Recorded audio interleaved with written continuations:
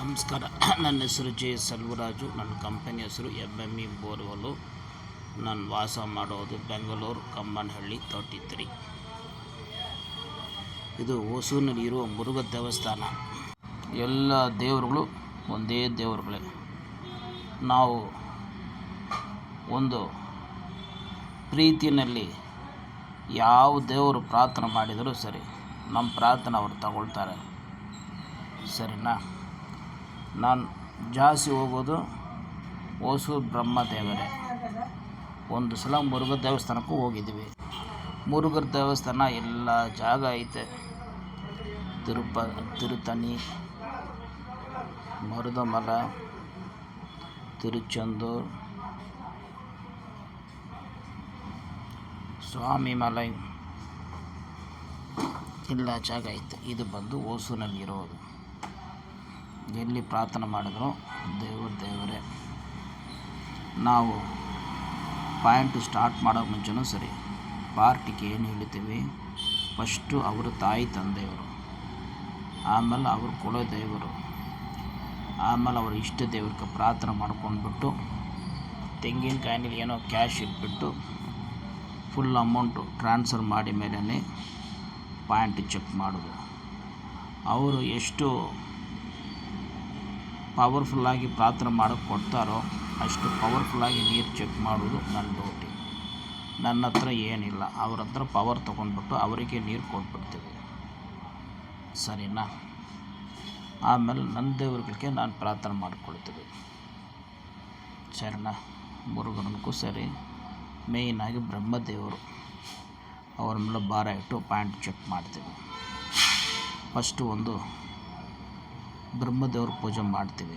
ಈ ಸೈಟಿಗೆ ಮಾಡಿಬಿಟ್ಟು map dowsing ಮಾಡಿಬಿಟ್ಟು ಪಾಯಿಂಟ್ ಫೈಂಡ್ ಔಟ್ ಮಾಡಿಬಿಡ್ತೀವಿ. ಎಷ್ಟು ಫೀಟ್ನಲ್ಲಿ ಬರುತ್ತೆ, ಎಷ್ಟು ಸೋರ್ಸ್ಗಳು ಬರುತ್ತೆ, ಅದು ಯಾವ ಕಡೆಯಿಂದ ಬರುತ್ತೆ ಅದನ್ನು ಹೇಳ್ಬಿಡ್ತೀವಿ. ಫಸ್ಟು ಮ್ಯಾಪ್ ಡೌಸಿಂಗು, ಆಮೇಲೆ ಟ್ರೆಡಿಷ್ನಲ್ಲು, ಆಮೇಲೆ ಸೈಂಟಿಫಿಕ್, ಜಿಯೋ ಲೊಕೇಟರ್ ಅಂತ. ಇದು ಮೂರನ್ನೂ ಚೆಕ್ ಮಾಡಿ ನನಗೆ ಸಮಾಧಾನ ಆಗಿದರೆ ನಾನು ಬಂದು ಪಾಯಿಂಟ್ ಸಿಕ್ಕಿದೆ ಅಂತ ಒಪ್ಕೊಳ್ತೀವಿ. ಮ್ಯಾಕ್ಸಿಮಮ್ 3 ಪಾಯಿಂಟ್ ಇರಬೇಕು. ಒಂದು ಪಾಯಿಂಟ್ ಇದ್ದರೆ ಆಗಲ್ಲ, ಒಂದು ಸೋರ್ಸ್ದು ಒಂದು ಗ್ಯಾಪ್ ಇದ್ದರೆ ಆಗಲ್ಲ. ಫಸ್ಟು ನಾವು 2000 ತೊಗೊಂಡ್ಬಿಟ್ಟು ಆಮೇಲೆ ಸೈಟ್ ಹತ್ರ ಬಂದಮೇಲೆ 10,000 ರೂಪಾಯಿ ತೊಗೊಳ್ತೀವಿ ಈಗ ಸದ್ಯಕ್ಕೆ. ಆಮೇಲೆ ದಿನಗಳು ಹೋಗಿದ್ರೆ ರೇಟ್ಗಳು ಜಾಸ್ತಿ ಆಗ್ಬೋದು. ಸರಿನಾ? ಇದು ಮೇ ಮಂತು 2025ನಲ್ಲಿ ಈ ಥರ ಮಾಡ್ತಾಯಿದ್ವಿ. ಜನವರಿಯಿಂದ ಬೈ ಚಾನ್ಸು ನನಗೆ ಪಾಯಿಂಟು ಸಿಕ್ಕಲಿಲ್ಲ, ಸಮಾಧಾನ ಆಗಿಲ್ಲ ಅಂದರೆ ಬೋರ್ ಹಾಕೋದು ಬೇಡ ಅಂತಲೂ ಹೇಳ್ಬಿಡ್ತೀವಿ. ನಾವೇ ಚೆಕ್ ಮಾಡಿ ನಾವೇ ಡ್ರಿಲ್ ಮಾಡಿದರೆ 10 ರೂಪಾಯಿ ರೇಟ್ ಜಾಸ್ತಿ. ಬೈ ಚಾನ್ಸ್ ಪಾಯಿಂಟ್ ಸಿಕ್ಕಲಿಲ್ಲ ಅಂದರೆ 5,000 ರೂಪಾಯಿ ಆವಾಗಲೇ ರಿಟರ್ನ್. ಬೋರ್ ಹಾಕೋದು ಬೇಡ ಅಂತ ಹೇಳಿಬಿಡ್ತೀವಿ. ಪಾಯಿಂಟ್ ಸಿಕ್ಕಿದರೆ ನಾವೇ ಡ್ರಿಲ್ಲಿಂಗ್ ಮಾಡಿಕೊಡ್ತೀವಿ.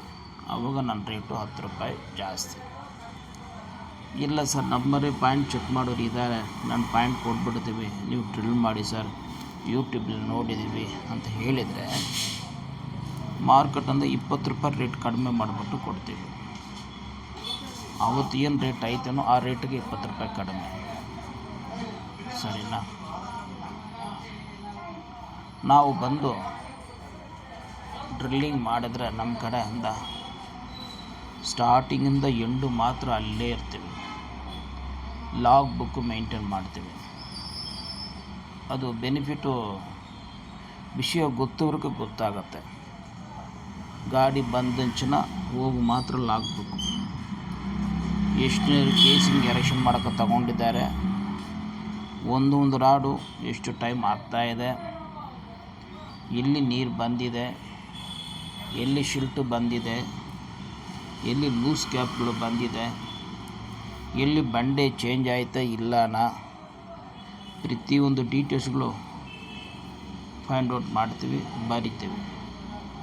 ನೀರು ಬಂದರೆ ಬಂದಿದೆ, ನೀರು ಬಂದಿಲ್ಲ ಅಂತ ಬಂದಿಲ್ಲ. 1000 ಫೀಟ್ ಒಳಗಡೆ ಬಂದರೆ ಅದು ನನ್ನ ನೀರಂದು ನನ್ನ ಲೆಕ್ಕ. 1000 ಫೀಟ್ ನೀರು ಬಂದಿಲ್ಲ ಅಂದರೆ ಒಂದು ಪೂಜೆ ಮಾಡ್ತೀವಿ. ಬ್ರಹ್ಮದೇವರಿಗೆ ಮೇಲೆ ಭಾರ ಇಟ್ಟು ಒಂದು ಹಾಲು ಪ್ಯಾಕೆಟು ಚಾಕ್ಲೇಟು ತಗೊಂಡ್ಬಿಟ್ಟು ಪೂಜೆ ಮಾಡ್ತೀವಿ. ಆ ಪೂಜೆ ಮಾಡಿದ ಮೇಲೆ ಅವರು ಸಮಾಧಾನ ಆಗಿಬಿಡ್ತಾರೆ. ಸಮಾಧಾನ ಆದಮೇಲೆ ನೀರು ಬಂದುಬಿಡುತ್ತೆ. ಸರಿನಾ? ಇದು ನಾವು ಡ್ರಿಲ್ ಮಾಡಿದರೆ.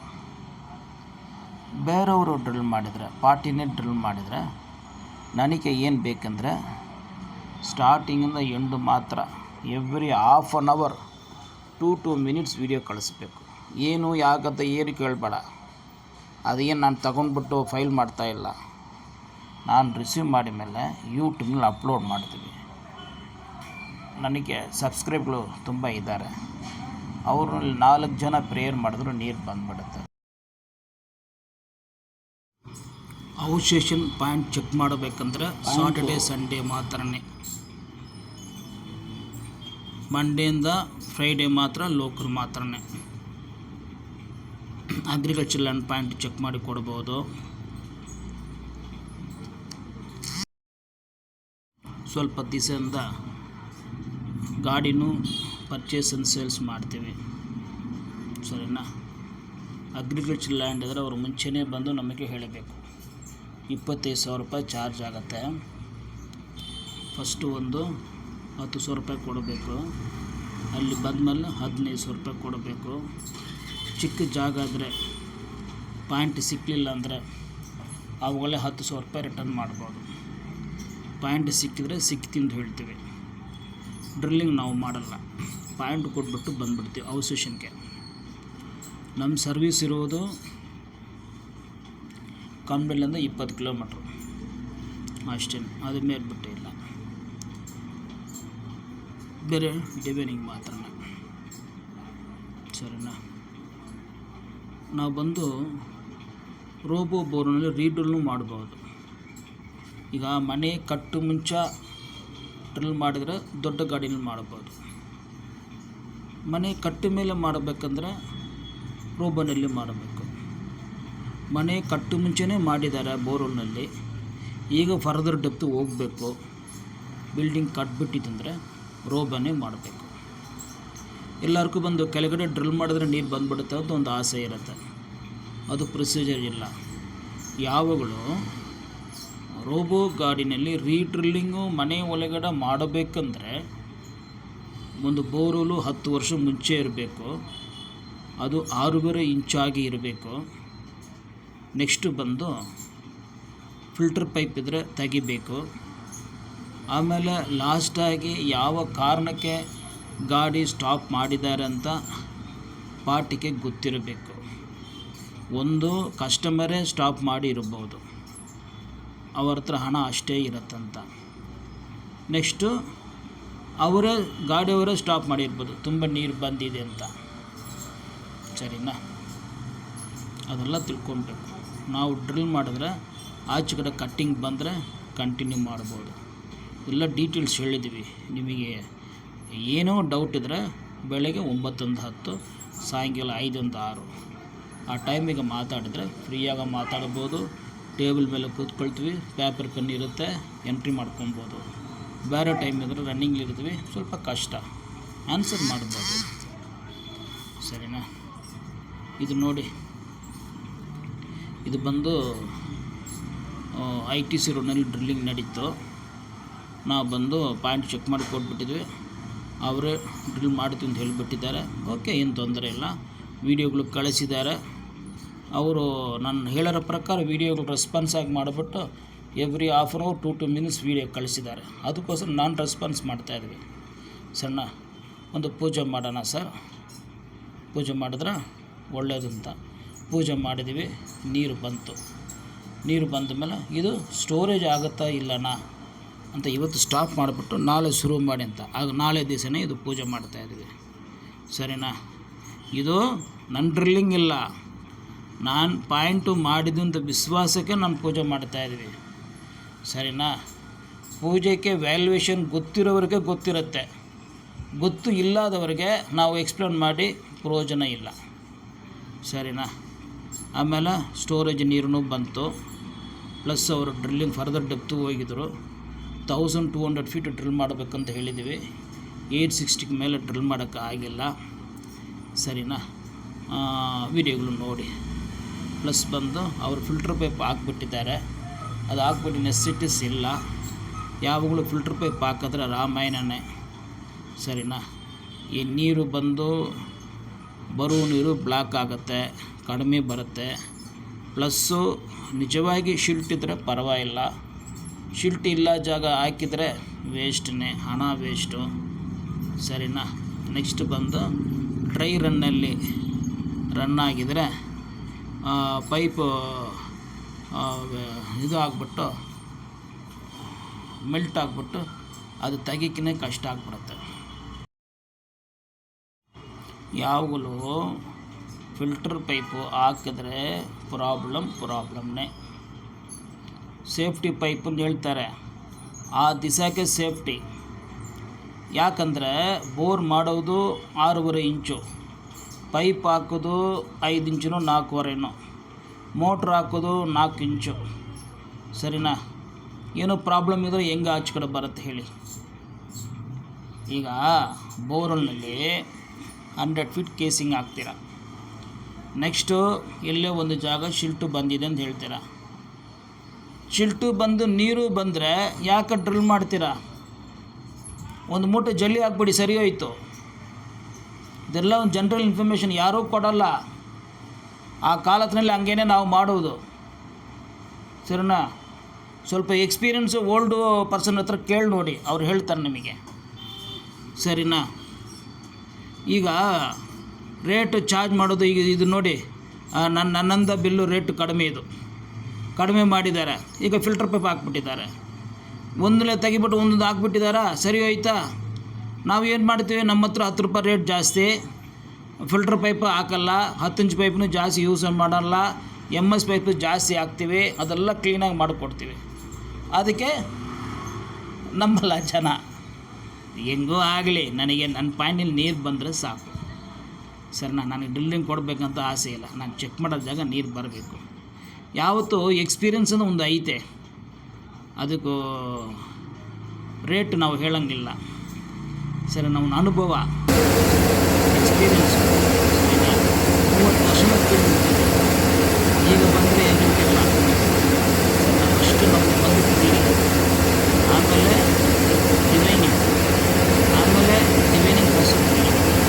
ಚಾರ್ಜಿಂಗ್ ಪಾಯಿಂಟೆಲ್ಲ ನಾವು ಮಾಡೋದು, ನಮ್ಮದು 100% ಗ್ಯಾರಂಟಿ ಕೊಡೋಂಗಿಲ್ಲ, ಒಂದು 90% ಗ್ಯಾರಂಟಿ ಕೊಡೋದು. ನೀರು ಇಲ್ಲ ಅಂದರೆ ಎಷ್ಟೋ ಜಾಗ ನೀರಿಲ್ಲ ಅಂತ ಹೇಳ್ಬಿಟ್ಟು ಅರ್ಧ ಚಾರ್ಜ್ ವಾಪಸ್ ಕೊಟ್ಬಿಟ್ಟು ಎಷ್ಟೋ ಜಾಗ ಬರ್ತೀವಿ, ಸರಿನಾ. ನಾವು ಬಂದ ಮೇಲೆ ಅವ್ರು ಚೆಕ್ ಮಾಡಿ ನೀರು ಹಾಕ್ಬಿಟ್ಟು ನೀರು ಇಲ್ಲ ಅಂತ ಚೆನ್ನಾಗಿ ರಿಪೋರ್ಟ್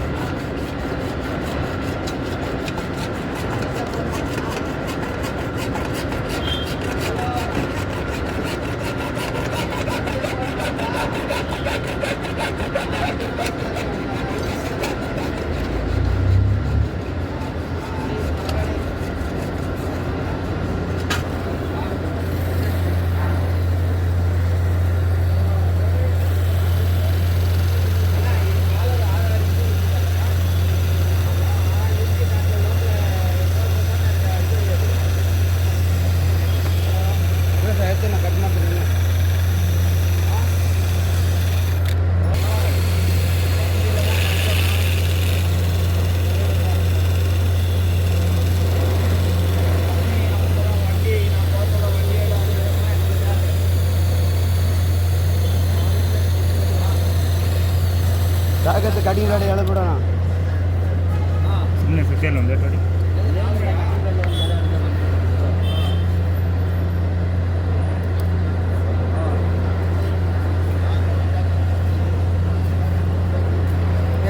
ನಮ್ಮ ಜೊತೆಗೆ ಬಂದ್ಬಿಡಪ್ಪ ನೀವು. ನಮ್ಮ ಜೊತೆಗೆ ಪಾಪ ಹೋಗೋಣ. ನನಗೆ ಕೆಲಸ ಮಾಡೋದಕ್ಕೆ ಬೇಜಾರಿಲ್ಲ, ಬಿಡಲ್ಲ ನೋಡು. ಅದು ತುಂಬ ಬೇಡ ಬಿಡು.